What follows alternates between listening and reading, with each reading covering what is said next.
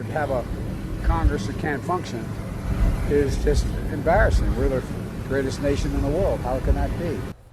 Tonight, the United States still essentially does not have a House of Representatives. That's because there still has yet to be a successful vote to appoint the Speaker of the House, a move necessary to get any other business done. Denver 7's Danielle Kreuter spoke to a political science professor tonight about what happens next. Danielle? Yeah, the vote that was expected to happen tonight is now pushed off until tomorrow. The decision came down to a slim majority really at the last second after a voice vote showed the chamber was split.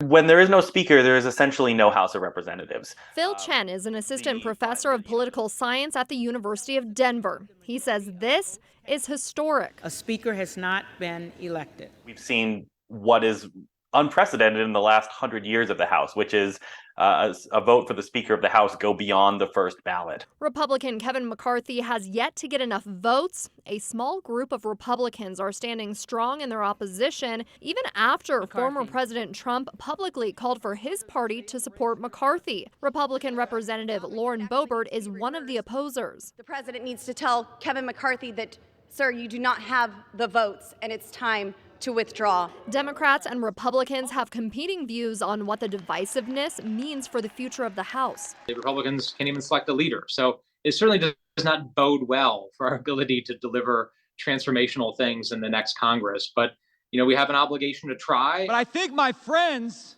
on the Democratic side misunderstand what's happening here. Sure, it looks messy, but democracy is messy. Democracy is messy. By design.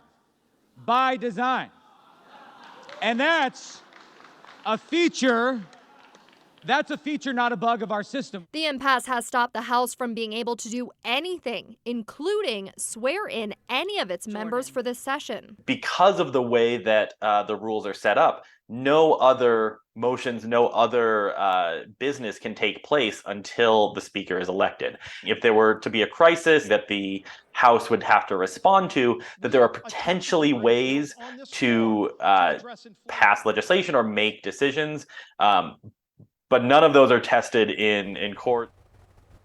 Now, we did reach out to all three local Republican representatives tonight, but have not heard back from them just yet. Representative Boebert was the only Colorado Republican who voted against adjourning early tonight. We will be hearing from her in a live interview tomorrow morning on Denver 7 News at 7. Back to you. Thank you, Danielle. Colorado Republican Representative Ken Buck is pointing to House Minority Whip Steve Scalise as the consensus candidate to replace McCarthy. Today, Buck said Scalise has a chance at brokering a deal with the 20 dissenting Republicans.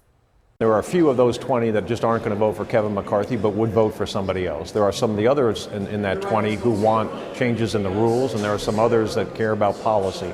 And so I think if Steve meets those three needs, he will be able to move forward and take the speakership. Buck added that he believes it's time to move forward and that GOP senior leaders may need to address McCarthy if he's unable to obtain speakership.